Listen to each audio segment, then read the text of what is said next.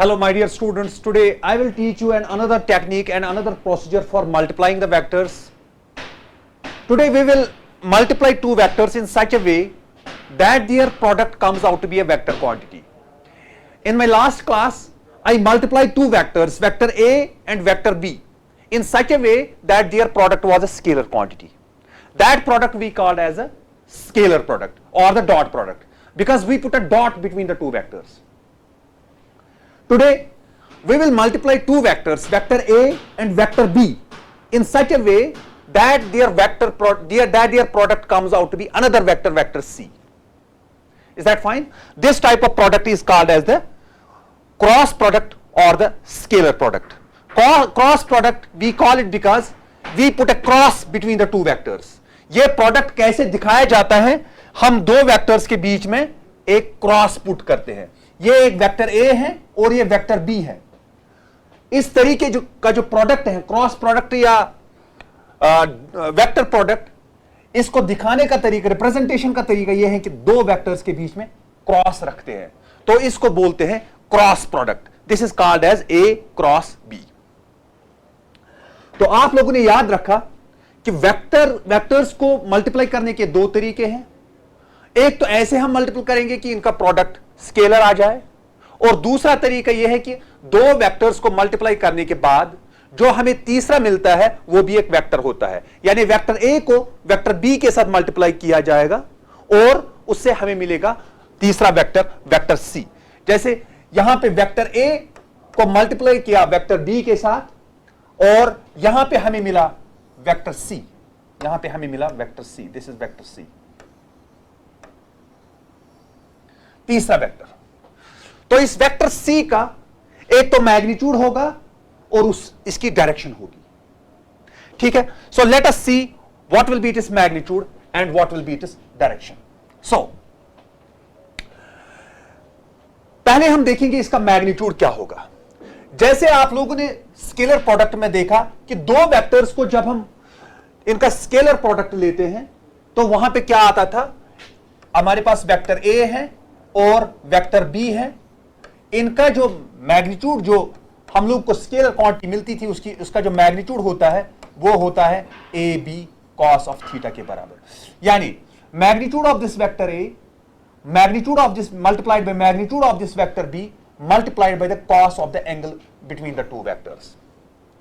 अब यहां पे जो वेक्टर प्रोडक्ट में, ये अगर हम दो वेक्टर्स का क्रॉस प्रोडक्ट लेते हैं, हमारे पास वेक्टर ए है और वेक्टर बी है. इनका जो क्रॉस प्रोडक्ट है वो कैसे दिखाते हैं, यहां पे बीच में क्रॉस रखते हैं. तो ये किसके बराबर होता है? ये होता है वेक्टर सी के बराबर. तो जो ये वेक्टर सी है इसका मैग्नीट्यूड भी होगा और इसकी डायरेक्शन भी होगी. तो मैग्नीट्यूड इस वेक्टर सी का क्या होगा, what will be the magnitude of the vector C, वो हम ए क्रॉस बी, इसका magnitude that will be equal to the magnitude of A cross B. I will teach you the procedure for taking this product A cross B. और ये जो direction होगी vector C की, अगर मैं यहां पे वेक्टर C लिखूंगा तो मैं इसको लिखूंगा magnitude of the vector C, जो मैंने A क्रॉस B से लिखा और मॉडुलस से लिखा, और यहां पे मैं एक यूनिट वेक्टर पुट करूंगा. जो यूनिट वेक्टर है C, ये इसकी डायरेक्शन दिखाता है, वो भी मैं आपको एक्सप्लेन करूंगा कि इसकी डायरेक्शन क्या होगी. सो ये जो magnitude of A cross B होता है, ये होता है बराबर, पूरा ध्यान रखो यहां पे, जैसे डॉट प्रोडक्ट में ए डॉट बी था बराबर A B cos of theta, तो यहां पे क्रॉस प्रोडक्ट में या वेक्टर प्रोडक्ट में ये होता है A magnitude of A magnitude of B into sine of theta, sine of the angle between the two vectors. Magnitude of A cross B is magnitude of A, magnitude of B multiplied by the sine of the angle between the two vectors. हमारे पास अगर vector A है suppose, और ये दूसरा vector है vector B, ये दूसरा vector है वेक्टर B, इनके बीच में अगर ये एंगल थीटा है, ये वेक्टर A है और ये वेक्टर B है, तो ये जो A क्रॉस B होता है बराबर, ये होता है इस वेक्टर का magnitude multiplied by this magnitude of this vector multiplied by the sine of the angle between them. जो इनके बीच में एंगल होगा उसका साइन। एंगल मैंने आपको बताया है कैसे हम मेजर करते हैं और कैसे कौन सा एंगल लेते हैं, ये मैंने आपको पहले एक्सप्लेन किया है। सो therefore you remember that this vector c that is equal to a cross b and this c is a vector, इसका मैग्नीट्यूड a क्रॉस b होता है और ये एक यूनिट वेक्टर है दैट इज अलोंग c, और जो a क्रॉस b मैग्नीट्यूड है that is a b sine of theta, और जो ये c है इसकी डायरेक्शन होती है जो मैं आपको अगली स्लाइड में दिखाऊंगा। सो मैग्नीट्यूड तो आपने इसका याद रखा, c is equal to a b sine theta. बिल्कुल वैसे ही जैसे डॉट प्रोडक्ट में लेते हैं a b cos of theta, तो यहां पे क्या लेते हैं a b sine of theta. Let us see the direction. So let us now learn about the direction of the vector c। मैंने आपको बताया कि जो वेक्टर c है that is the product of vector a cross vector b। तो जो ये c है this is a vector quantity, तो इसकी डायरेक्शन भी होगी। तो इसकी डायरेक्शन हमें कैसे पता चलेगी? उसकी डायरेक्शन निकालने के दो तरीके हैं। पहला तरीका है राइट हैंड थंब रूल। अच्छे से समझ लो इस रूल को। हमारे पास वेक्टर a है और वेक्टर b है और इनका क्रॉस प्रोडक्ट वेक्टर c है, तो इसकी डायरेक्शन क्या होगी? देखिए हम ऐसा करेंगे, अपना दायां हाथ, अपना राइट हैंड निकालेंगे, तो a और b will curl our fingers from a to b। अगर ये एक प्लेन है, इसमें ये वेक्टर a है और ये वेक्टर b है, तो जो वेक्टर c होगा हम a से b की तरफ फिंगर्स को कर्ल करेंगे, ऐसे फिंगर्स को कर्ल करेंगे। सो जो थंब होगा, the direction of the thumb that will give me the direction of the vector c। बात समझ में आ रही ना? देखिए अगर यहां पे सपोज, यहां पे मैं दिखा रहा हूं, ये वेक्टर a है और ये वेक्टर b है, एंड आप देख रहे हो यहां पे जो वेक्टर a और वेक्टर b है इसी प्लेन में है। They are in this plane, in this two dimensional plane. So this is the direction of vector a, this is the direction of vector b, और इनके बीच में एंगल थीटा ये है। जब मुझे a क्रॉस b की डायरेक्शन निकालनी होगी, यानी वेक्टर c की डायरेक्शन निकालनी होगी, तो मैं अपना राइट हैंड यहां पे रखूंगा और अपनी फिंगर्स को कर्ल करूंगा फ्रॉम a टू b। तो मैंने अपनी फिंगर्स को कर्ल किया फ्रॉम a टू b, ऐसे I curl my fingers from a to b। The direction in which my thumb is pointing that will give me the direction of this vector c। तो thumb की direction क्या होगी? It will be out of the paper, out of the board, so it will be out of the board. So that means C की direction जो होगी that will be perpendicular to this A, perpendicular to this B। देखिए बेटा A और B जो है ये इसी प्लेन में है, लेकिन जो वेक्टर C है वो इसके भी परपेंडिकुलर है, वो इसके भी परपेंडिकुलर है। दैट मींस वो बाहर की तरह है, ऐसे परपेंडिकुलर टू द प्लेन। बात समझ में आ रही ना? सो वो इस एक्सिस पे है। अगर हमें अब B क्रॉस A लेना है ये हमने A क्रॉस B लिया, अगर हमें B क्रॉस A लेना है तो मुझे क्या करना है? मुझे फिर से फिंगर्स को कर्ल करना है, लेकिन from B to A। So right now I will curl my fingers from B to A, B to A, B to A। ये वेक्टर B है, ये वेक्टर A है। मैं फिंगर्स को कर्ल करूंगा फ्रॉम B टू A ऐसे। माई thumb will point inwards. बात समझ में आ रही ना? The direction in which my thumb will point that will give me the direction of this vector c। बात समझ में आ रही ना? तो अभी हमें क्या पता चला कि अगर सपोज वेक्टर a है, ये एक प्रोसीजर है वेक्टर c की डायरेक्शन निकालने के लिए, तो ये वेक्टर b है, तो यहां पे ओरिजिन है, तो वेक्टर a क्रॉस b निकालने के लिए मैंने वेक्टर a से स्टार्ट किया, वेक्टर b की तरह अपने फिंगर्स को कर्ल किया, तो thumb was pointing outwards. Now अब मुझे निकालना है b क्रॉस a, इसकी डायरेक्शन, b क्रॉस a की direction. So that means I will have to start from b। मुझे b से स्टार्ट करना है और a की तरफ अपनी फिंगर्स को कर्ल करना है। So I will do it like this, right this is the procedure. I will do it right this, I curl my fingers and my thumb will point perpendicular to this plane but right now inwards। is that fine? तो यहां पे मैंने ये जो बनाया है, ये unit vector जो बनाया है, it shows that it points outwards। देखिए ये टू डायमेंशनल स्पेस है, इसमें थ्री डायमेंशनल को बनाना तो नामुमकिन है। सो एक्चुअल जो A क्रॉस B की डायरेक्शन होगी इट विल बी आउटवर्ड्स, और जो B क्रॉस A, यहां पे मैंने लिखा vector C B cross A के बराबर, तो जो B क्रॉस A की डायरेक्शन होगी so that will be inwards, क्योंकि B cross A my thumb points perpendicular to the plane but inwards. बात समझ में आ रही ना? So this is one of the ways in which by which we can find the direction of the vector C। दूसरा तरीका है right hand screw rule, बहुत ही इंपॉर्टेंट है, बहुत ही अच्छा तरीका है ये भी।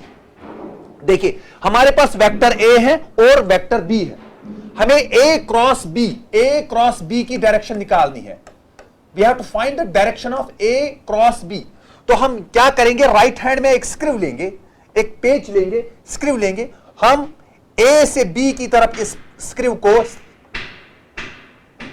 ऐसे ऐसे रोटेट करेंगे, A से B, तो A से B की तरफ, तो that means like this, anti clockwise direction.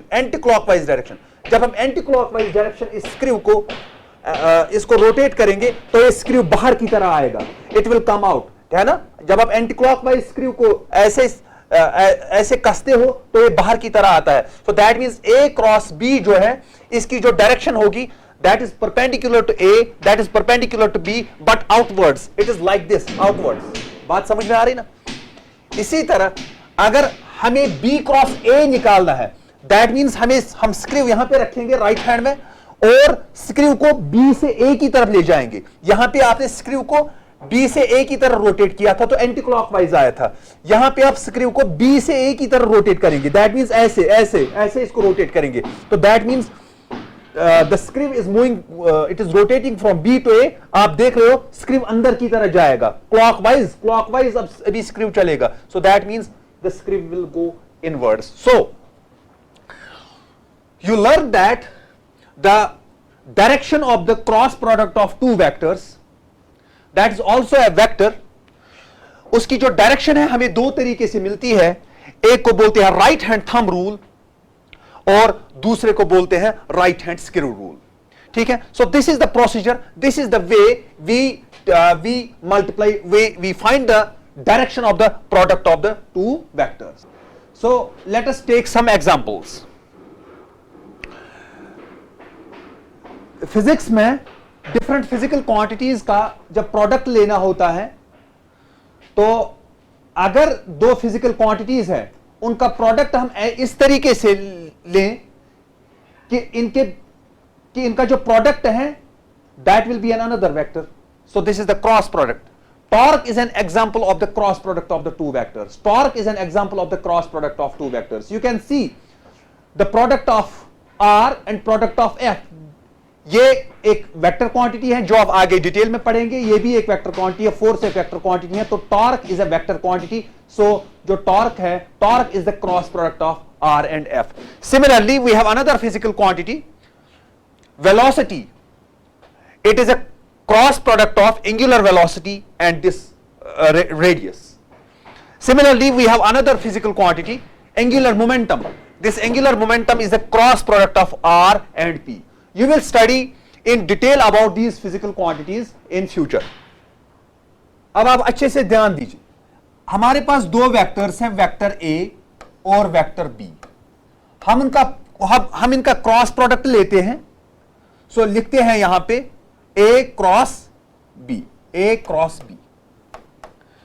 So that is equal to magnitude of A cross B, magnitude of A cross B multiplied by the unit vector. देखते हैं ना, क्योंकि A क्रॉस B एक vector quantity है, एक vector C है, उसका magnitude ऐसे लेते हैं और ये इसकी डायरेक्शन है।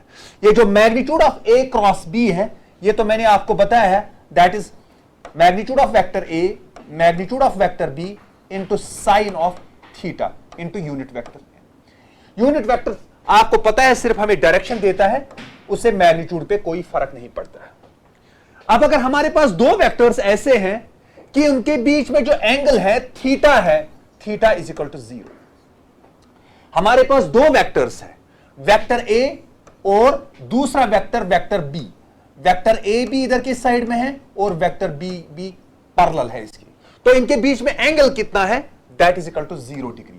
तो ऐसे दो वेक्टर्स जो एक दूसरे के पैरेलल हैं, जिनके बीच में एंगल 0 डिग्री है, तो वहां पे थीटा का क्या वैल्यू आएगा, थीटा का वैल्यू आएगा 0। और अगर थीटा का वैल्यू 0 है तो साइन थीटा का वैल्यू क्या आता है, वो भी 0 आता है। So that means a cross b का वैल्यू क्या आएगा, a क्रॉस b का वैल्यू 0 आएगा। सो अगर हमारे पास दो वेक्टर्स हैं जो पैरेलल है एक दूसरे के, उनका जो क्रॉस प्रोडक्ट आता है वो 0 आता है। जैसे हमने स्केलर प्रोडक्ट में देखा था कि अगर हमारे पास दो वेक्टर्स हैं जो नॉन जीरो वेक्टर्स हैं और उनके बीच में एंगल अगर 90 डिग्री है, वो वेक्टर्स ऑर्थोगोनल है, तो उनका डॉट प्रोडक्ट 0 आता था। तो यहां पे आपने क्या देखा कि अगर हमारे पास दो वेक्टर्स हैं जो पैरेलल है या एंटी पैरेलल है, आप देख सकते हैं जो अगर हमारे पास वेक्टर्स दो वेक्टर्स है ए बी और इनका जो ये होगा क्रॉस प्रोडक्ट होगा, that will be equal to A B sine theta. अगर हम इसका सिर्फ मैग्नीट्यूड लें तो अगर थीटा का वैल्यू 180 भी होगा, सो आपको पता है sine 180 that is also equal to 0, तो ए क्रॉस बी का वैल्यू तब भी 0 आएगा। दैट मींस दो वेक्टर्स अगर पैरेलल हो या एंटी पैरेलल हो, 180 डिग्री एंगल होने का मतलब है कि इनके बीच में ये एंटी पैरेलल वेक्टर्स हैं। सो दैट मींस अगर दो वेक्टर्स हमारे पास पैरेलल हैं या दो वेक्टर्स हमारे पास एंटी पैरेलल हैं, या तो इनके बीच में एंगल 0 डिग्री है या इनके बीच में एंगल जो है 180 डिग्री है, दोनों केसेस में साइन थीटा का वैल्यू 0 आता है। So that means A cross B का वैल्यू 0 आता है। Dear students, remember one thing, अब आपके पास दो फॉर्मूले हैं, एक तो dot product A dot B आप लिखते हैं A B cos of theta, और दूसरी फॉर्मूला है आपके पास magnitude of A cross B that is equal to A B sine theta. ये दो फॉर्मूला है हमारे पास। Is that right? Okay, so अगर अब आपसे क्वेश्चन पूछा जाता है, दो वेक्टर्स दिए गए होते हैं, वेक्टर ए और वेक्टर बी, आपसे बोला जाता है कि इनके बीच में एंगल निकाल दीजिए। Find the angle between the two vectors if vector A and vector B are given. Is that fine? तो डॉट प्रोडक्ट में आपने क्या किया था, डॉट प्रोडक्ट में आप क्या करते हो, आपको पता है ये जो ए डॉट बी है ये A B cos of theta के बराबर है। तो इस फॉर्मूला से मैं लिख सकता हूं, यहां पे मैं लिख सकता हूं कॉस ऑफ थीटा जो होगा बराबर वो होगा A dot B divided by magnitude of A into magnitude of B. तो थीटा का वैल्यू आप निकाल सकते हो। थीटा का वैल्यू किसके बराबर होगा, थीटा का वैल्यू होगा cos inverse A vector A dot vector B divided by magnitude of A magnitude of B. तो इसी तरह आप यहां से लिख सकते हो ना साइन थीटा का वैल्यू, तो साइन थीटा का वैल्यू किसके बराबर होगा, साइन थीटा का वैल्यू होगा A magnitude of A magnitude of B divided by magnitude of A cross B magnitude of A magnitude of B. So यहां से आप थीटा का वैल्यू निकाल सकते हो ना, sine inverse A cross B divided by A B. So ये दोनों केसेस से आप थीटा निकाल सकते हो, यहां से भी निकाल सकते हो, यहां से भी निकाल सकते हो, लेकिन आप हमेशा याद रखो कि ये आप कभी यूज नहीं करोगे। You will never use this procedure to calculate the angle between the two vectors. You will always use this one, you will always use this dot product. The reason behind this is that, मैं आपको इसका reason explain करूंगा। जब भी आपको दो vectors के बीच में एंगल निकालना होगा तो आप हमेशा डॉट प्रोडक्ट यूज करेंगे, क्रॉस प्रोडक्ट आप कभी भी यूज नहीं करेंगे। इसका मैं आपको रीजन बताऊंगा। देखिए क्यों। जो क्रॉस प्रोडक्ट दो वेक्टर्स का होता है, यह है वेक्टर ए और यह है vector B, this is vector B. तो यहां पे और तो क्रॉस प्रोडक्ट जो दो वेक्टर्स का होगा A cross B, suppose that is equal to vector C, उसकी डायरेक्शन जो होगी that will be perpendicular to the plane containing A and B. ये ए और वेक्टर बी दो, ये एक ही प्लेन में दोनों वेक्टर्स हैं, लेकिन इनका जो एक क्रॉस प्रोडक्ट होगा ये इनके परपेंडिकुलर वाले प्लेन में होगा, वो ऐसे होगा, ऐसे होगा। अगर आप ए क्रॉस बी लेंगे, सो ए क्रॉस बी लेंगे, that will be like this. अगर आप बी क्रॉस ए लेंगे वो अंदर की तरफ होगा, लेकिन इस प्लेन में नहीं होगा, इस प्लेन के परपेंडिकुलर होगा। सो दैट मीन्स जो ये ए क्रॉस बी है ये इस प्लेन के परपेंडिकुलर है। बात समझ में आ रही ना? सो दैट मीन्स आप तीसरा वाला, आप एक तीसरा वाला जो एक्सिस है वो इसमें इंक्लूड हो जाती है। ये प्लेन के बाहर you involve third dimension, is that fine? लेकिन हम लोग को एंगल इनके बीच में निकालना है, ए और बी के बीच में निकालना है। सो दैट मीन्स लेकिन जो ए क्रॉस बी आएगा ये तो इस वाली डायरेक्शन में आएगा, परपेंडिकुलर आएगा। सो दैट मीन्स ये एंगल निकालना ऐसे अप्रोप्रिएट नहीं है। तो जो आप डायरेक्शन निकालते हैं, तो जो आप मैग्नीट्यूड निकालते हैं वो आप किसकी निकालते हैं? वो आप किसका मैग्नीट्यूड निकालते हैं? इस वेक्टर सी का। लेकिन वो तो इस प्लेन में नहीं आता है। डॉट प्रोडक्ट दो वेक्टर्स का उसी प्लेन में आता है। जैसे ए डॉट बी मैं लूं तो वो इसी प्लेन में आएगा, उसका वैल्यू इसी प्लेन में कहीं पे होगा। लेकिन जो ए क्रॉस बी है वो इस प्लेन में नहीं होगा, वो परपेंडिकुलर टू द प्लेन होगा। That's why it is never appropriate to use cross product to find the angle between the two vectors. So you will always use this formula and not this formula for finding the angle between the two vectors. Is that clear? Okay. So let us now do some examples जिससे आप लोगों को थोड़ी सी आपकी confidence बढ़ जाएगी। हमारे पास एक वेक्टर है जिसका मैग्नीट्यूड है 10 यूनिट्स और दूसरा वेक्टर है जिसका मैग्नीट्यूड दिया हुआ है 20 यूनिट्स, और इन दो वेक्टर्स के बीच में जो एंगल है दैट इज 30 डिग्री। तो हम लोगों को क्या निकालना है? Magnitude of A cross B. हम लोग को ए क्रॉस बी नहीं निकालना है क्योंकि यहां पे मैग्नीट्यूड दिए हुए हैं, तो हम लोग को ए क्रॉस बी का मैग्नीट्यूड निकालना है। तो इसका तरीका क्या है? चलो हम इसको सॉल्व करते हैं। हमें पता है जो वेक्टर ए क्रॉस बी इसका जो मैग्नीट्यूड होता है वो होता है मैग्नीट्यूड ऑफ वेक्टर ए वो multiplied by magnitude of vector B into sine of angle between the two vectors. हम लोग को तो सिर्फ मैग्नीट्यूड लेना है ना, तो magnitude of vector A is 10 और magnitude of vector B is 20 into sine of 30। यहां पे एंगल 30 डिग्री है, so sine 30, so it is 10 into 20 into sine 30। आपको पता है उसका वैल्यू 1/2 होता है। So this is 10 into 10, so that will be equal to 100 units. Is it clear? Is it clear? Okay, so let us move ahead.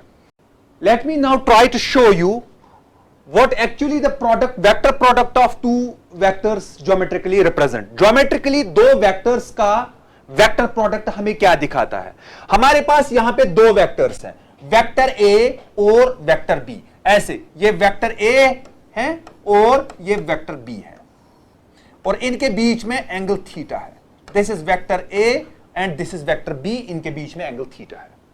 ठीक है, okay fine. सो इसको मैंने एक पैरेललोग्राम कंप्लीट किया है और क्यू से एक परपेंडिकुलर डाला है ऐसे। अब आप ये वाली राइट एंगल ट्रायंगल देख लीजिए।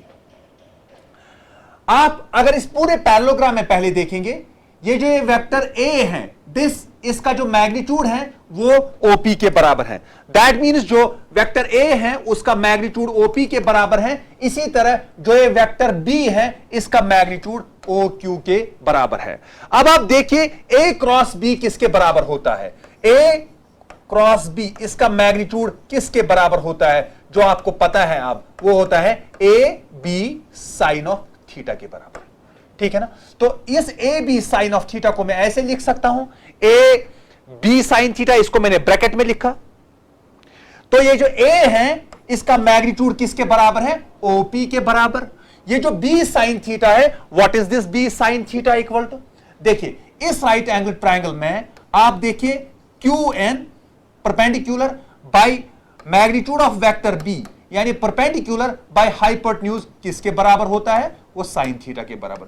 तो क्यू एन किसके बराबर होगा? वो बी साइन थीटा के बराबर होगा। सो दैट मींस ये बी एन साइन थीटा के बदले मैं यहां पे QN लिख सकता हूं। तो वही मैंने यहां पे किया है। देखिए A cross B that is equal to AB sine theta, that is AB sine theta. जो B साइन थीटा है उसके बदले में QN लिख सकता हूं, और A के बदले में क्या लिख सकता हूं, OP लिख सकता हूं। सो वही लिखा है। देखिए तो दैट मीन्स जो A क्रॉस B है इसमें A के बदले लिखा है OP, क्योंकि वेक्टर A का मैग्नीट्यूड क्या है, OP के बराबर, और जो B साइन थीटा है, B साइन थीटा मैंने आपको बताया QN के बराबर है। बात समझ में आ रही है ना? सो OP, what is this, what is this OP, this is the base, ये बेस है, और ये क्या है, ये परपेंडिकुलर है। तो हम लोगों को क्या मिल गया, we got that, we obtained that the magnitude of A cross B that is equal to product of base of the parallelogram with the height of the parallelogram, altitude of the parallelogram. What that gives? That gives the area of the parallelogram. तो हम लोगों ने start कहां से किया, हम लोगों ने magnitude of A cross B निकाला, वो आ गया AB साइन थीटा, वो आपको पता है। वही मैंने लिखा AB साइन थीटा, A जो है this is equal to this OP, और जो B साइन थीटा है ये इस QN के बराबर है, जो मैंने यहां पे प्रूव किया। सो that means magnitude of A cross B आ गया OP multiplied by QN। OP is the base of the parallelogram, QN is the height of the parallelogram. So the product of the base of the parallelogram and the height of the parallelogram gives the area of the parallelogram. तो अब हमें क्या पता चला कि अगर हमारे पास दो वेक्टर्स हैं A और B, and this A and B they represent the two adjacent sides of a parallelogram. Vector A इसका जो मैग्नीट्यूड है that is one side of the parallelogram, and vector B इसका जो मैग्नीट्यूड है it represents another side of the parallelogram, adjacent side of the parallelogram, and theta is the angle between them. तो अगर हम A cross B calculate करेंगे, उसका magnitude calculate करेंगे, वो कैसे कैलकुलेट कर सकते हैं, A magnitude of A magnitude of B into sine of angle between them. तो उससे हमें क्या मिलेगा, हमें इस पैरेललोग्राम का एरिया मिलेगा। So what does the magnitude of the vector product of two vectors represent? It represents the area of the parallelogram. जो पैरेललोग्राम ये बनाते हैं, जिसके ये वेक्टर्स एडजेसेंट साइड्स हैं, उस पैरेललोग्राम का एरिया। बात समझ में आ रही ना? दैट मींस आप कोई भी पैरेललोग्राम बनाओ, एक वेक्टर इसका एक साइड रखो, दूसरा वेक्टर उसका दूसरा साइड रखो, तो इस पैरेललोग्राम को कंप्लीट करो, just complete this parallelogram like this. तो अगर आपने A cross B magnitude of A cross B निकाला, तो आपको इस पैरेललोग्राम का एरिया मिल गया। So this is the geometrical importance of this parallelogram, तो of the vector product. Okay, so अगर हम इसका अब इस पैरेललोग्राम का आधा करेंगे, we will take the half of this parallelogram, तो वो क्या आएगी, वो ये ट्रायंगल आएगी। बात समझ में आ रही है? मैंने इस पैरेललोग्राम को मैं दो बराबर हिस्सों में डिवाइड करूंगा, सो ये एक ट्रायंगल आएगी और ये दूसरी ट्रायंगल आएगी। अगर मैं इस A क्रॉस, देखिए A cross B magnitude of A cross B, पूरा ध्यान रखो, magnitude of A cross B, इससे मुझे पूरे पैरेललोग्राम का एरिया मिल गया।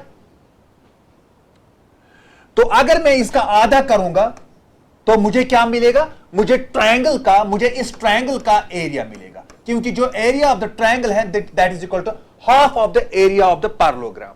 सो दैट मींस अगर मैं इसको 1/2 से मल्टीप्लाई करूंगा तो मुझे मिलेगा एरिया ऑफ द ट्रायंगल, इस ट्रायंगल का एरिया, या मुझे मिलेगा इस ट्रायंगल का एरिया, इस वाली ट्रायंगल का एरिया, इस वाली ट्रायंगल का एरिया, इस वाली ट्रायंगल का एरिया।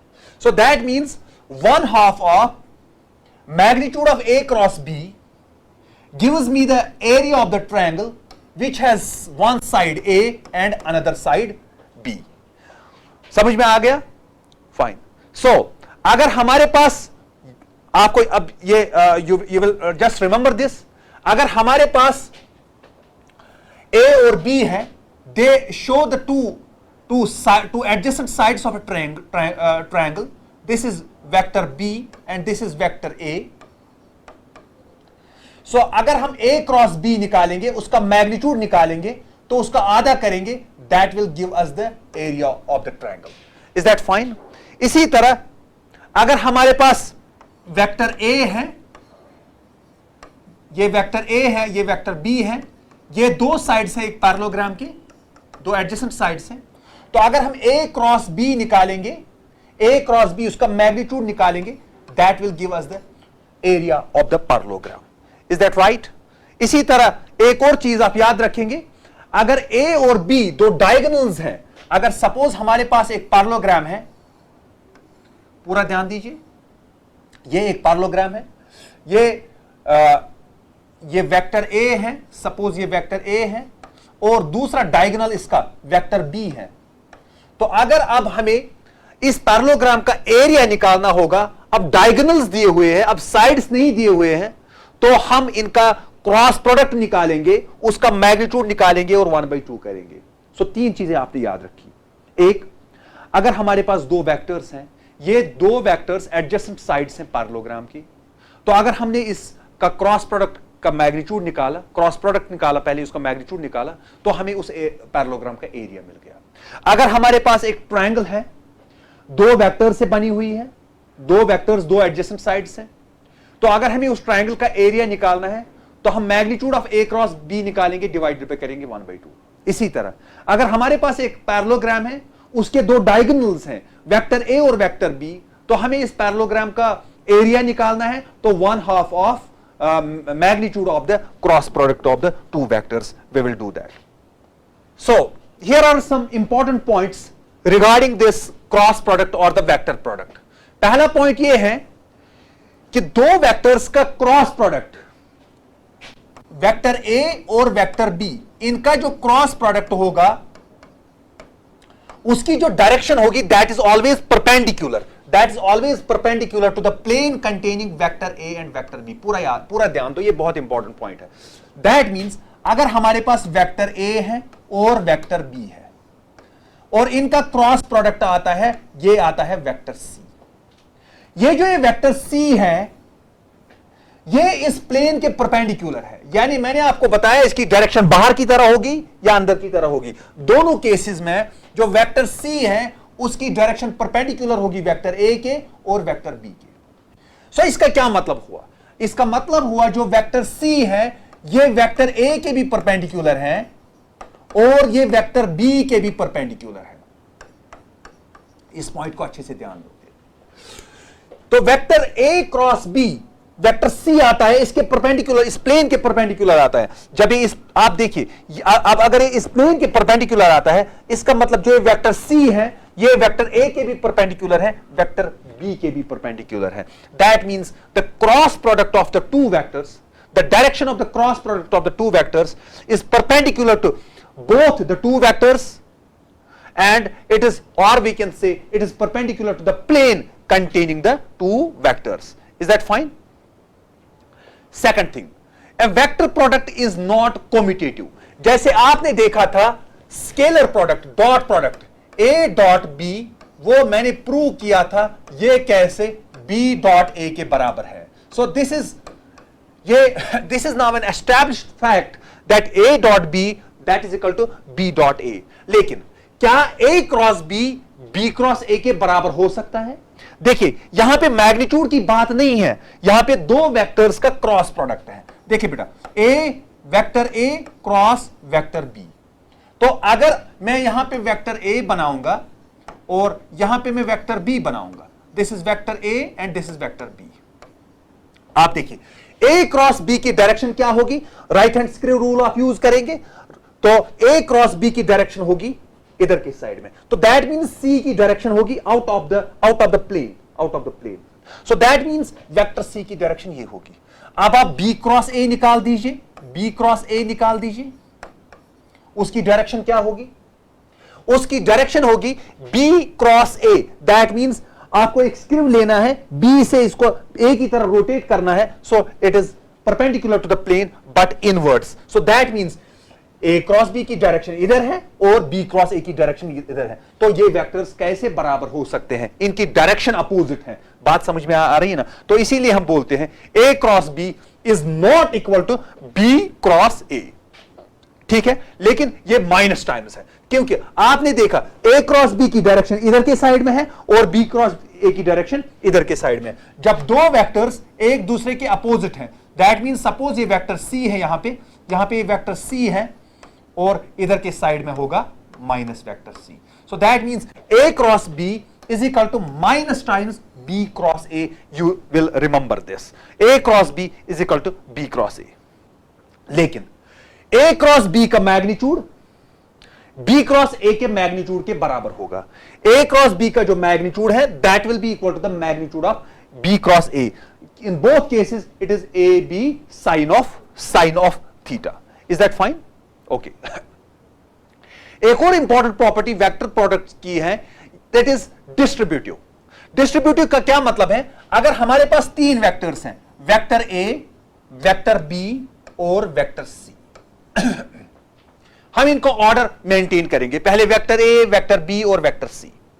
अगर हम इन दो वेक्टर्स को ऐड करेंगे तो हमें तीसरा वेक्टर मिलेगा, तो ये हमें मिला तीसरा वेक्टर, तो इसका क्रॉस प्रोडक्ट लेंगे वेक्टर ए के साथ, तो वो भी एक वेक्टर होगा।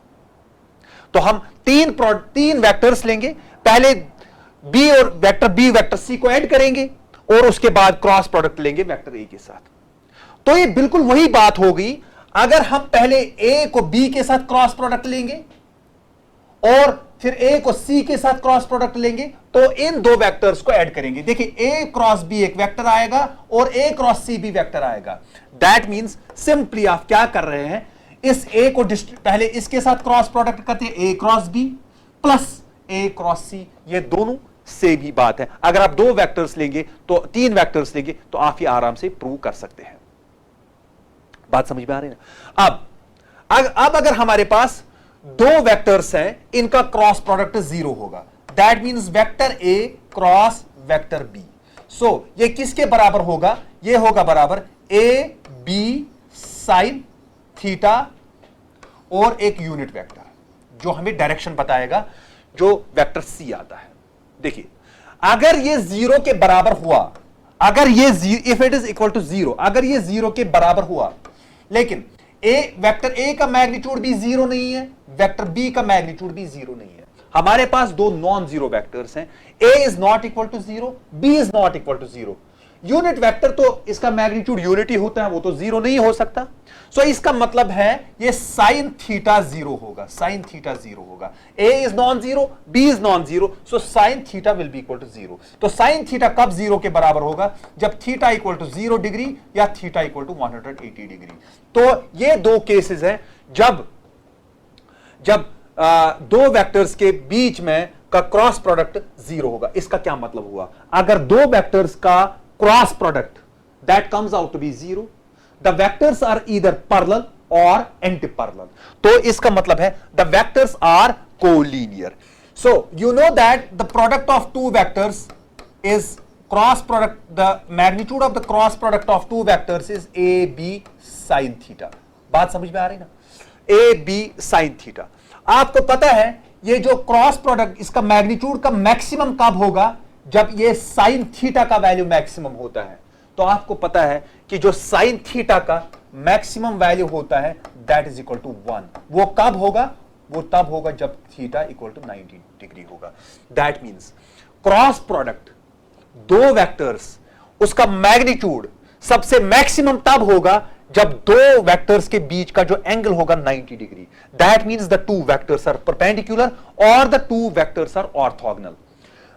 डॉट प्रोडक्ट में आपने देखा था कि दो वेक्टर्स का डॉट प्रोडक्ट जीरो आता है जब दो वेक्टर्स ऑर्थोगोनल वेक्टर्स होते हैं। तो आप याद रखेंगे कि अगर दो वेक्टर्स ऑर्थोगोनल हैं, उनका डॉट प्रोडक्ट जीरो आता है और उनका क्रॉस प्रोडक्ट मैक्सिमम आता है। ठीक है? सो अगर आप किसी वेक्टर को मल्टीप्लाई करेंगे अपने साथ ही, सपोज हमारे पास एक वेक्टर है और इसको आप वेक्टर ए के साथ ही मल्टीपल करेंगे, पूरा अच्छे से ध्यान दो, तो उनके बीच में एंगल कितना होगा? What will be the angle between vector A and vector A? दो वेक्टर सेम है, दैट मींस इनकी डायरेक्शन सेम है, so angle between them theta will be equal to 0 degree. तो what will be the magnitude so of A cross A? So that will be equal to a square so that will be equal to magnitude of a sin of 0 क्योंकि उनके बीच में angle 0 है, that will be equal to 0. तो इसीलिए हम बोलते हैं self cross product of the two vectors when the vectors are equal, that means एक वेक्टर का क्रॉस प्रोडक्ट अपने साथ ही that comes out to be equal to 0 क्योंकि उनके बीच में एंगल 0 है. Cross product of two orthogonal vectors, orthogonal unit vectors. आपको पता है unit vector along x axis that is I cap, unit vector along y axis that is j cap, unit vector along z axis that is k cap. Let us see what is the dot product between these any two unit vectors. Let us take the cross product between two similar unit vectors. हम लेंगे I cross I. पहले I unit vector I cross unit vector I. देखिए इनके बीच में angle कितना होगा, I और I they are in the same direction, so that will be equal to I square यानी magnitude of I into sin of theta. Theta कितना होगा, theta is here 0 degree, so sin 0 is equal to 0. So that means cross product of two unit vectors जो similar unit vectors हैं, I cross I हमेशा 0 आता है. तो आप हमेशा याद रखें I क्रॉस I हमेशा 0 आता है क्योंकि इनके बीच में एंगल 0 है. Similarly J cross J that will also be equal to 0 क्योंकि ये J की डायरेक्शन है और J की डायरेक्शन यही है, तो थीटा इनके बीच में 0 है तो साइन 0 आता है. सो इसी तरह K cross K, unit vector K cross K, देखिए K cross K that will be equal to magnitude of K that is equal to 1 sine of 0 that will be equal to 0. तो हमेशा के लिए आप याद रखेंगे I cross I is equal to 0, J cross J is equal to 0, K cross K that is equal to 0. You remember it? Okay. So, अब हम different unit vectors लेंगे I, J और K. This is unit vector J, this is x axis, this is y axis and this is z axis. यहां पे unit vector I है, यहां पे unit vector J है, यहां पे unit vector K है. अब हम देखेंगे what will be this I cross J equal to. देखिए पूरा ध्यान रखिए I क्रॉस J मुझे क्या निकालना है, देखिए मैं फिर से यहां पे बना रहा हूं, ये यहां पे x एक्सिस है, यहां पे यूनिट वेक्टर I है, यहां पे यूनिट वेक्टर J है और यहां पे यूनिट वेक्टर K है. आप अच्छे से देख लो, ये जो K है आप हमेशा ध्यान रखो, ये जो K है ये इस प्लेन में है, ये perpendicular to the plane containing A and B. ये एक्चुअली ऐसे है ना, देखिए ये अगर x एक्सिस है, ये अगर x एक्सिस है, ये y एक्सिस है, ये z एक्सिस बाहर की तरह है. बात समझ में आ रही है ना. देखिए अब मैं लेता हूं I cross I cross J, so वो आएगा I magnitude of J into sine of what is angle between I and J that is equal to 90 degree. तो I और J जो है I J sine of 90 degree, तो sine of 90 degree equal to 1 होता है.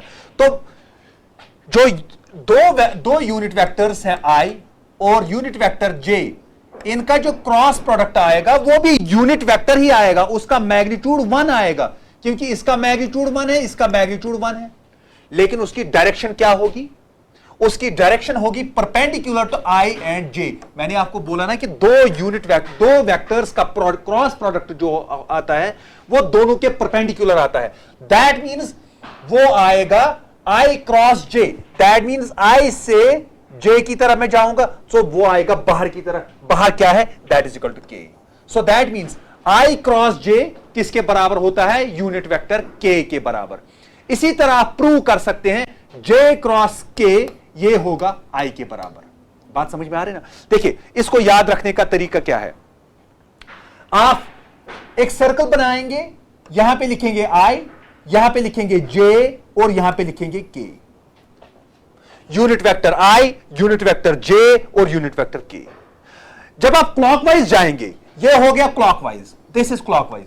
जब आप clockwise जाएंगे तो आप ऐसे करेंगे I cross J is equal to K, I cross J is equal to K. Is it clear? I cross J is equal to K। इसी तरह J क्रॉस K, देखिए I cross J is equal to K, J cross K is equal to I, J cross K is equal to I, J cross K is equal to I। ठीक है ना? यानी I cross J is equal to K, K cross I is equal to J, K cross I, K cross I that is equal to J। ठीक है ना? I cross J is equal to K, J cross K is equal to I cross J is equal to K। ठीक है ना? Is that fine? I cross J is equal to K, J cross K is equal to I, K cross I is equal to J। Fine, very nice. So you can do it now. I cross J is equal to K, J cross K is equal to I, K cross I is equal to J। अब आप क्या कर रहे हो? J cross I, यानी अब आप उल्टा जा रहे हो। पहले आप ऐसे जा रहे थे क्लॉकवाइज, अब आप एंटी क्लॉकवाइज जा रहे हो, यानी J क्रॉस I, इधर से इधर, J cross I, J cross I होता है K के बराबर, मगर होता है माइनस, तो यहां पे आएगा माइनस K। बात समझ में आ रही है? J क्रॉस I होता है माइनस K के बराबर। इसी तरह K क्रॉस J, यानी K क्रॉस J, K से यहां उल्टा जा रहे हैं ना, जो एरो मैंने बनाई है उसके उल्टा जा रहे हो आप। सो that means K cross J किसके बराबर आएगा? माइनस I के बराबर आएगा। ठीक है ना? अगर सेम ऑर्डर में है I J K, अभी उल्टा है J I K J I K, तो I क्रॉस K क्या आएगा? That means I cross K again anti clockwise direction में, I क्रॉस K, तो what will be that equal to? That will be equal to minus J। तो फिर से मैं बता रहा हूं, I cross I equal to 0, J cross J equal to 0, K cross K equal to 0, I cross K is equal to J, J cross K is equal to I, K cross I is equal to J, और उल्टा J cross I is equal to minus K, K cross J equal to minus I cross K equal to J। Fine. अब हम दो vectors का unit cross product निकालेंगे। Cross product ये magnitude नहीं है, अगर सिंपली मैग्नीट्यूड होता तो उसके लिए हमें एंगल चाहिए दो वेक्टर्स के बीच में, लेकिन दो वेक्टर्स यहां पे कार्टेशियन फॉर्म में दिए हुए हैं। सो हम लोग कैसे निकालेंगे इसको? A cross B। देखिए बेटा, हमारे पास दो वेक्टर्स हैं, A, हम लोग को निकालना है A क्रॉस B। देखिए पूरा ध्यान दीजिए, इसको मैं छोटा लिखूंगा थोड़ा सा। हम लोग को निकालना है A, vector A cross vector B। देखिए पहले हम इन दो के बीच में क्रॉस प्रोडक्ट निकालेंगे। मैं आपको पहले लंबा मेथड बताऊंगा जो एक्चुअल मेथड है, उसके बाद मैं आपको शॉर्टकट मेथड बताऊंगा। देखिए लंबा मेथड क्या है? I cross I cross I, सो वो हो गया 2 into I cross I, 2 into I cross I। ठीक है ना? प्लस हो गया 2 इंटू, यहां पे 2 इंटू I क्रॉस J, क्योंकि यहां पे माइनस है, यहां पे माइनस है, इट्स माइनस हो रही है क्योंकि 2 और ये माइनस है। सो इट इज, मैंने ये किया 2 को पहले इसे 2 इंटू I क्रॉस I हो गया। अब मैं करूंगा 2 इंटू J, यहां पे लेकिन माइनस साइन आ गया क्योंकि यहां पे माइनस है। अब मैं करूंगा 2 into K, so that means plus 2 हो गया, ये हो गया I क्रॉस K। ठीक है ना? अब उसके बाद मैं करूंगा प्लस 3 से 3 इंटू J क्रॉस I हो गया, 3 इंटू J क्रॉस I हो गया, माइनस हो गया 3 into J cross J, 3 into J cross J, plus हो गया 3 इंटू J क्रॉस I। ठीक है ना? अब मैं K से कहूं प्लस 1 इंटू, यहां पे 1 है, 1 इंटू ये हो गया K cross I, K cross I, minus हो गया K cross J, K into J, so plus हो गया के क्रॉस के। लेट्स नाउ हम इसको अब सॉल्व करेंगे। 2 इंटू आई क्रॉस आई तो 0 होता है, is that fine? I cross I 0 जो मैंने आपको पहले बताया। 2 into I cross J, so -2 into I cross J. आप यहां पे लिखेंगे आई और यहां पे लिखेंगे जे और यहां पे लिखेंगे के, एरो बनाएंगे ऐसे। आई क्रॉस जे किसके बराबर होता है? के के बराबर, plus 2 into I cross K, that means ये ऐसे नहीं है, ये ऐसे आई क्रॉस के माइनस जे के बराबर हो गया, प्लस 3 इंटू जे क्रॉस आई, ये भी ऐसे हो गया उल्टा, जे से आई। बात समझ में आ रही है ना? सो यहां पे क्या था? I cross K, that was, ये भी उल्टा था। अब क्या है? 3 into J cross I, that is equal to minus K, -3 into J cross J, that is equal to 0। ये तो 0 हो गया क्योंकि cross product itself, plus 3 J into K, that is I. ठीक है ना? प्लस अब हम ये देखेंगे के इंटू आई, ये के इंटू आई, ये तो क्लॉकवाइज हो गया, ये तो जे के बराबर हो गया, K into I minus K into J, that is minus I, K into J, that is minus I, और के क्रॉस के तो 0 हो गया। चलिए आप देखते हैं ये क्या आ गया। So it is -2k cap, -2j cap, -3k cap, ये तो 0 आ गया, plus 3i cap, plus j cap, plus i। So ये किसके बराबर आएगा? सो पहले i देखते हैं। This is i, 3i, this is i, that becomes equal to 4i। अब देखेंगे j, so -2j plus j, so that is equal to -j। अब k देखेंगे, -3k, -2k, that is -5k। So this will be the answer. So आप देखिए दो vectors a cross b है, इनका जो क्रॉस प्रोडक्ट आ गया ये एक वेक्टर आ गया। Is that clear? अब हम इसी चीज को शॉर्टकट मेथड से कर सकते हैं। बिल्कुल यही दो वेक्टर्स हैं, हम इनका प्रोडक्ट शॉर्टकट मेथड से लेंगे, जो आप अच्छे से सीखोगे, आप अच्छे से इसका ध्यान दोगे। ठीक है ना? शॉर्टकट मेथड कैसे हम लेते हैं? हमारे पास दो वेक्टर्स हैं, वेक्टर ए और वेक्टर बी। आई जे के, यहां पे एक्स एक्सिस का कंपोनेंट, वाई एक्सिस का कंपोनेंट, जेड एक्सिस का कंपोनेंट, एक्स एक्सिस का कंपोनेंट, वाई एक्सिस का कंपोनेंट। पूरा ध्यान दो, अच्छे से ध्यान दो। सो शॉर्टकट मेथड इसका ये है, हम ए क्रॉस बी ऐसे लिखते हैं, ए क्रॉस बी। पूरा ध्यान दीजिए, हम इन दो वेक्टर्स को डिटरमिनेंट की फॉर्म में लिखते हैं।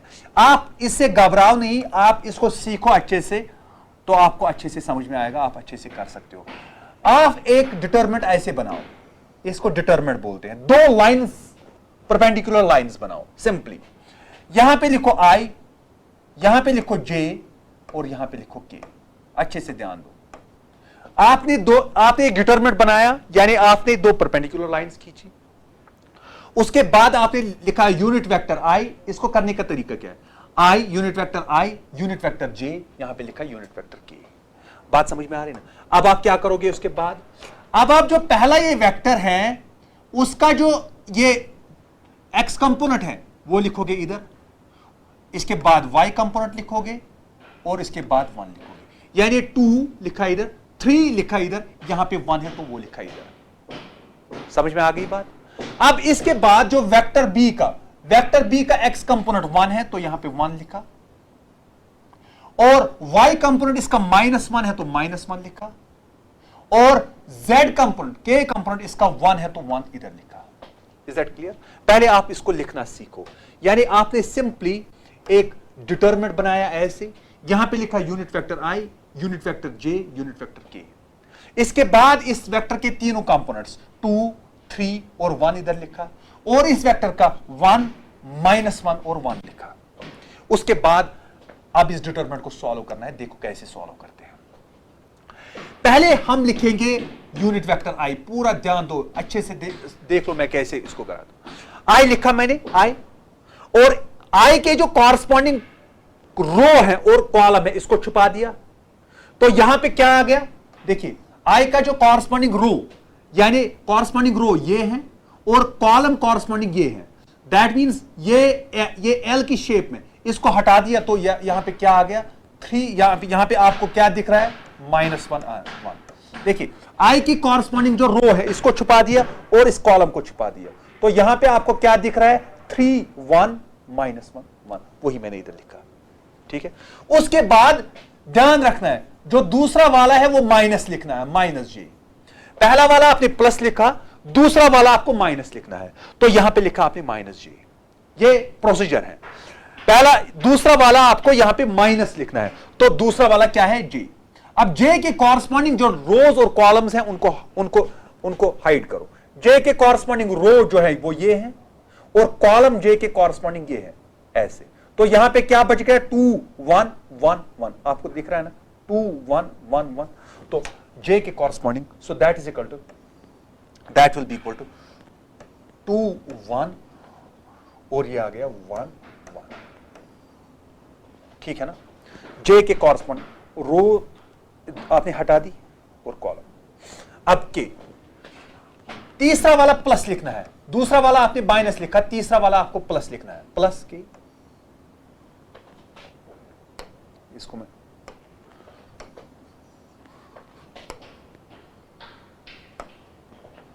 प्लस के। अब k के कॉरस्पॉन्डिंग जो रो है, k के कॉरस्पॉन्डिंग रो ये है और कॉलम ये है। रो और कॉलम को छुपाओ तो आप इसको हाइड करो, तो ये यहां पे क्या है 2, 3, 1, -1, 1, -1। अब आपको इस चीज को सॉल्व करना है। सॉल्व करने का तरीका क्या है, पूरा ध्यान दो। पहले मैं लिखूंगा i तो एज इट इज है।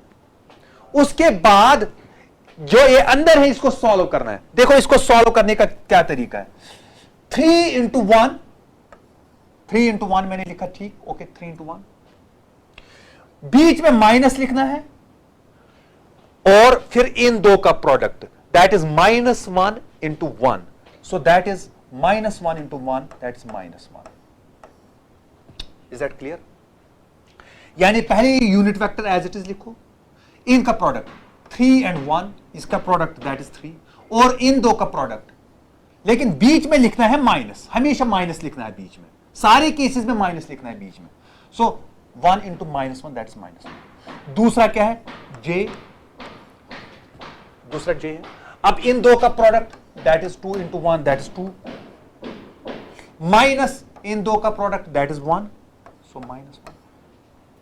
क्योंकि बीच में हमेशा माइनस लिखना है, ये चीज का ध्यान देना है। प्लस के, सो दैट इज इन दो का प्रोडक्ट दैट इज -2, इन दो का प्रोडक्ट माइनस इन दो का product that is -3। When you will get used to this, आप इसको बहुत जल्दी करोगे, लेकिन मैं अभी थोड़ा सा आप लोग के लिए स्लोली कर रहा हूं। So it becomes, this is 3 + 1 that is 4, this is -j, 2 - 1 is 1 that is -j, -5k. So finally the answer comes out to be 4i -j -5k. You can see the answer by this procedure is same as the earlier procedure जो हमने पहले किया, 4i -j -k, 4i -j -k। सो ये एक technique है जिसको आप use करते हैं दो वेक्टर्स का वेक्टर प्रोडक्ट निकालने के लिए एक डिटरमिनेंट बनाया, आई जे के लिखा, पहले एक्स एक्सिस का कंपोनेंट, वाई एक्सिस का कंपोनेंट, जी एक्सिस का कंपोनेंट, इसी तरह इसके 3 कंपोनेंट्स लिखे और उसके बाद उसको सॉल्व किया। तो ध्यान ये रखना है, पहले आई लेना है और इसके कॉरस्पॉन्डिंग रोज कॉलम्स को हाइड करना है। तो जो नंबर रहते हैं यहां पे, तो 3 जैसे 3i माइनस आई 1 और इसी तरह आगे आप इसको प्रैक्टिस कर सकते हैं तो आपको ये अच्छे से आएगा।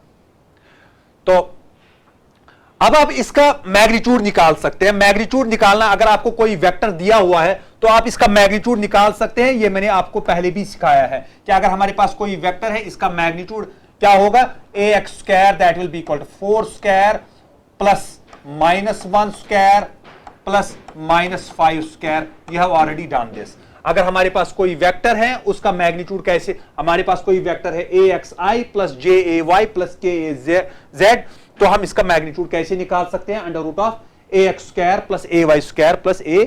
Now we are given two vectors, vector a and vector b, and we have to find a unit vector that is perpendicular to both vector a as well as vector b. I told you that अगर हमारे पास दो vectors है, vector a और vector b, इनका जो cross product होता है ये दोनों के परपेंडिकुलर होता है। दैट मीन्स अगर हमारे पास दो वेक्टर्स हैं, हम उनका क्रॉस प्रोडक्ट निकालेंगे। जो इनका क्रॉस प्रोडक्ट होगा, suppose that comes out to be vector c, जो ये वेक्टर c है that will be perpendicular to vector a as well as vector b। So what will be the unit vector along vector c? आपको पता है जो vector जो इसका जो मैग्नीट्यूड होगा, magnitude of the vector c that will be equal to magnitude of a cross b, that will be equal to magnitude of a cross b। और आपको पता है जो कोई भी वेक्टर होता है, वेक्टर c, ये होता है magnitude of the vector into unit vectors. होता है कि नहीं होता है? कोई भी वेक्टर, इसको हम लिख सकते हैं in terms of magnitude as multiplied by the unit vector. So unit vector c that will be equal to vector c divided by magnitude of vector c। So that means this will be the unit vector perpendicular to vector A as well as vector B. हमारे पास दो vectors हैं, हमें एक unit vector निकालना है इनके perpendicular. हमें पता है कि अगर हम इनका क्रॉस प्रोडक्ट वेक्टर्स का निकालेंगे तो हमें एक वेक्टर मिलेगा जो परपेंडिकुलर होगा A के और B। तो हमें इनका क्रॉस प्रोडक्ट निकालना है पहले, उसके बाद हमें एक वेक्टर C मिलेगा। तो we have to find a unit vector along vector c, जो मैंने आपको इससे पहले भी बताया है कि अगर हमारे पास कोई वेक्टर है, हमें एक यूनिट वेक्टर निकालना है अलोंग दैट वेक्टर। तो आपको पता है वेक्टर, कोई भी वेक्टर होता है magnitude of the vector multiplied by the unit vector. So unit vector will be equal to vector divided by the magnitude. So that means हमें निकालना है a cross b, vector c जो होता है that is equal to vector a cross vector b। So divide by magnitude of a cross b। Is that fine? So पहला काम हम लोग को क्या करना है, पहला काम हम लोग को a क्रॉस b निकालना है। ये हमने इससे पहले वाली स्लाइड में भी किया, चलिए हम थोड़ा सा यहां पे फिर से करते हैं, इससे आप लोगों को थोड़ा सा रिपीट हो जाएगा चीजें और आपको अच्छे से समझ में आएगा। शॉर्टकट मेथड में यूज करता हूं, यहां पे लिखूंगा i j और k, एक डिटरमिनेंट बनाता हूं। सो यहां पे मैं लिखूंगा पहले वेक्टर की, ये वही वेक्टर है जो हमने इससे पहले किया, 2 3 एंड 1। अभी मैं इसको थोड़ा जल्दी जल्दी करूंगा। सो यहां पे it is 1, it is -1 and it is 1।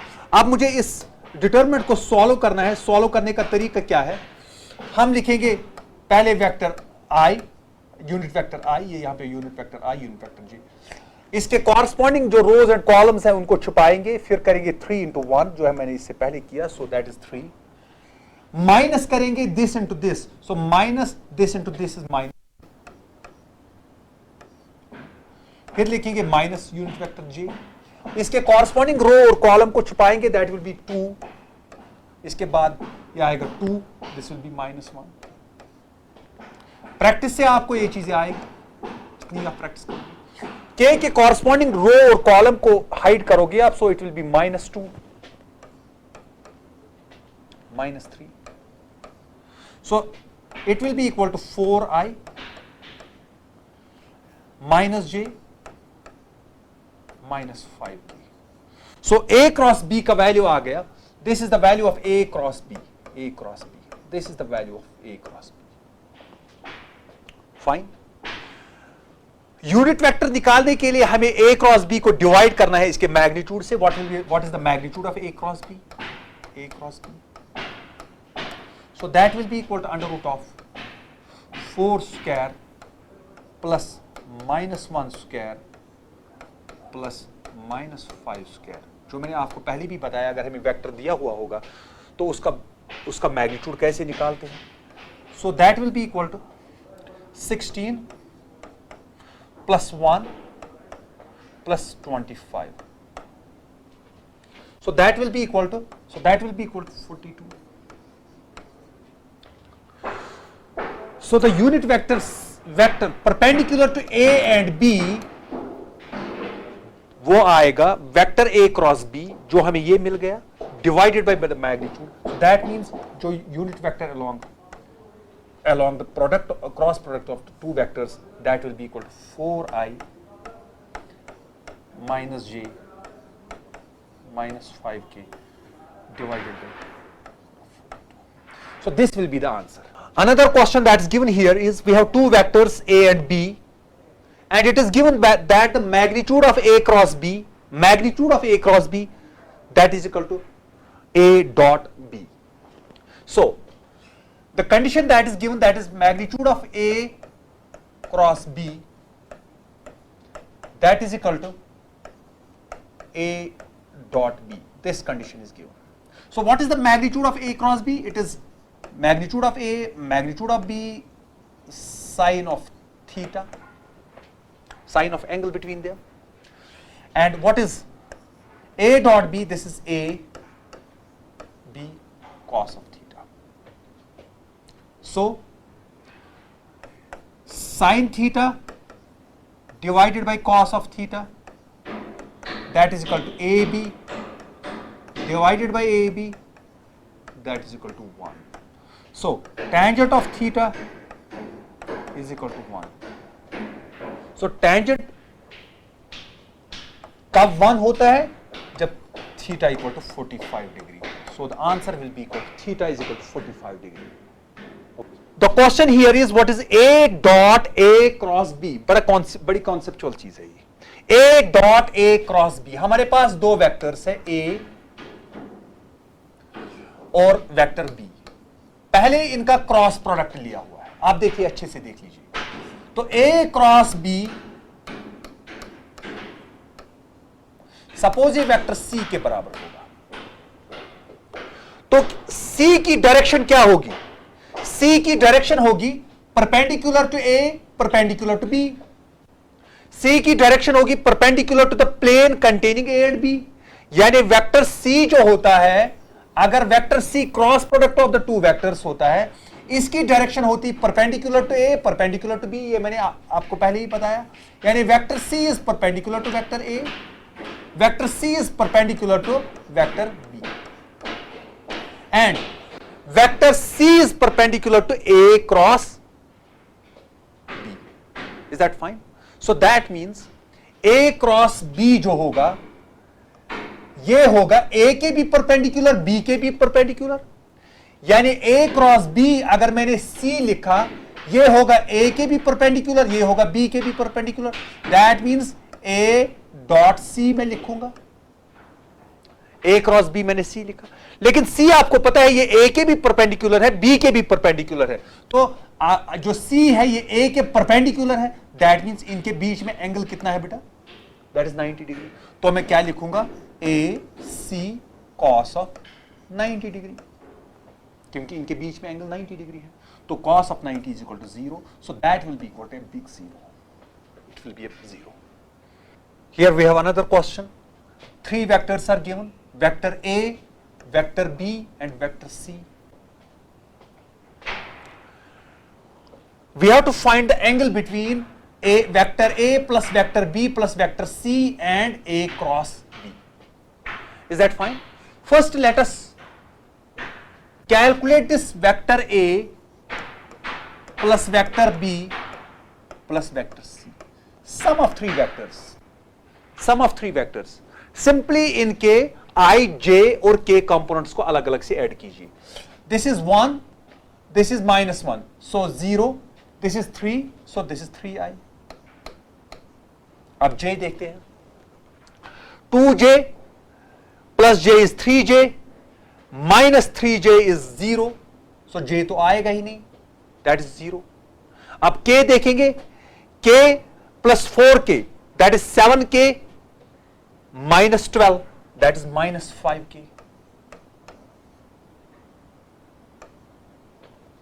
3 plus 4 is 7, 7 minus 12 is minus 5. So this is A plus B plus C. What is this A cross B?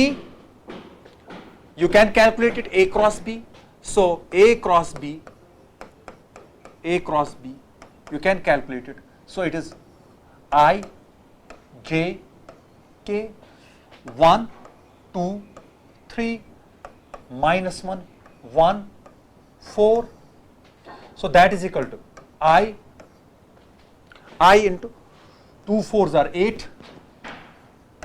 minus I के corresponding rows columns छुपाओ, so that is 8 minus 3 minus j, so it is 4 minus is plus 3 and plus k, so that is 1 minus is plus 1 plus 2, so that is equal to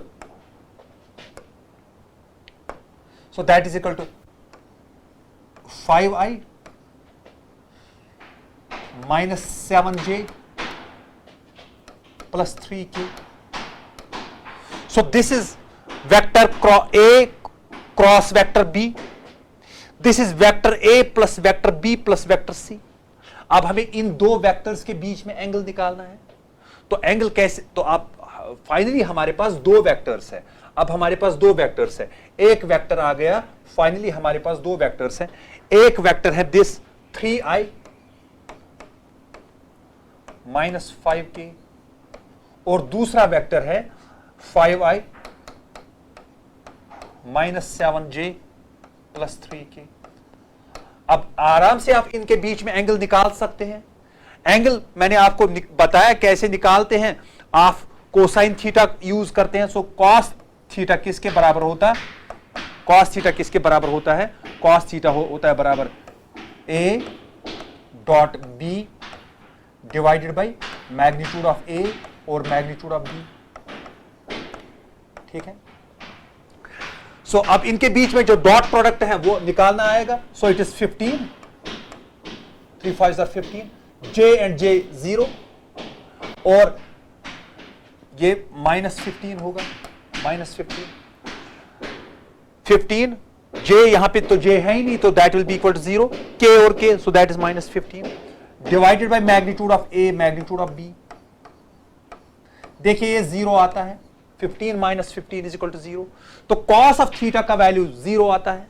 so that means theta will be equal to 90 degree, theta will be equal to 90 degree. Is that fine? Now the last question of this lecture is, we have two vectors I plus j and k and another vector is 3i. They form two sides of a triangle. हमारे पास दो vectors हैं, ये vector A है, vector B है, vector A vector B। ये एक triangle के दो साइड्स हैं, हमें उस ट्रायंगल का एरिया निकालना है। देखिए मैंने आपको बताया area of the triangle, area of A triangle अगर उसके दो साइड्स A और B हैं, so that is 1/2 of magnitude of A cross B। Magnitude of A cross B निकालना आसान था अगर हमें इनके बीच में एंगल दिया गया होता, लेकिन इनके बीच में कोई एंगल नहीं दिया हुआ है, तो हम A क्रॉस B को कैसे निकालेंगे? तो पहले हम निकालेंगे A cross B। So A cross B, तो वो A क्रॉस B किसके बराबर होगा? वो होगा I J, जो प्रोसीजर है हमारा, K, ये है 1 1 1, क्योंकि यहां पे 1 1 1, ये है I plus J plus K, और यहां पे है 3, यहां पे है 0 और यहां पे है 0। क्योंकि यहां पे सिर्फ जो वेक्टर b है that is equal to only this 3i, तो मैं 3i को लिख सकता हूं 3i plus 0j plus 0k. Is that right? So what will be this equal to? I. So I hide the corresponding rows and columns. That is 1 into 0, 0 into 0, so that is 0. Minus j, so यहां पे क्या आएगा? So minus j it, और यह आएगा 1 into 0 minus 3. चले मैं इसको थोड़ा सा क्लियरली लिखता हूं ताकि आप लोगों को समझ में आ जाए. तो मैं इसको लिखूंगा I 1 1 0 0 और माइनस j यहां पे लिखूंगा मैं 1, ये j के कॉरस्पॉन्डिंग रोज कॉलम्स को छुपाऊंगा तो 1 1 3 0 1 1 3 0 प्लस k किसके बराबर आएगा? That will B 1 1 3 0 1 1 3 0. k भी आएगा ना, k ऐसे आएगा 1 1 3 0. तो इसको कैसे सॉल्व करेंगे? 1 यह आएगा I into 1 into 0 1 into 0 that's minus j. So 1 into 0 is 0 minus 3, ठीक है, plus k 1 into 0 minus 3. So that will be equal to I into 0 is 0, so 3j minus 3k. So that will be equal to A cross B. So that will be equal to A cross B. लेकिन हमें क्या चाहिए? Magnitude of A cross B. So magnitude of A cross B किसके बराबर आएगा? Magnitude of A cross B. अगर हमें vector कोई दिया हुआ है तो इसका मैग्नीट्यूड कैसे निकालते हैं? वो आएगा 3 square plus minus 3 square, 3 square यहां पे plus minus. Okay, so that will be equal to 9 plus 9, so that will be equal to under root 18. I hope if you know a vector you can find its magnitude. अगर हमारे पास vector है IAX plus JAY plus KAZ तो इसका magnitude होता है under root of AX square plus AY square plus AZ square. ये हमने बहुत बार किया. तो ये हम लोग को मिल गया magnitude of A cross B that is equal to under root of 18. So the area of the triangle is 1/2 of this. So area किसके बराबर आएगा? Area will be equal to 1/2 of under root of 18. So that will be equal to 1/2 of under root of 18 को मैं लिख सकता हूं 9 into 2. So that will be equal to 1/2. So it will be equal to 3 under root 2. लिख सकते हैं ना? और 3, this is 3 under root 2 divided by 2. So that will be equal to 3 by root 2. So this will finally, this will be the area of the triangle whose sides are given by these two vectors I, J, K and 3i. With this, I finish this lecture. I conclude. We will be doing some more numericals, more problems on this scalar product and vector product. We will see in the next lecture. Thank you very much for this lecture. Thank you.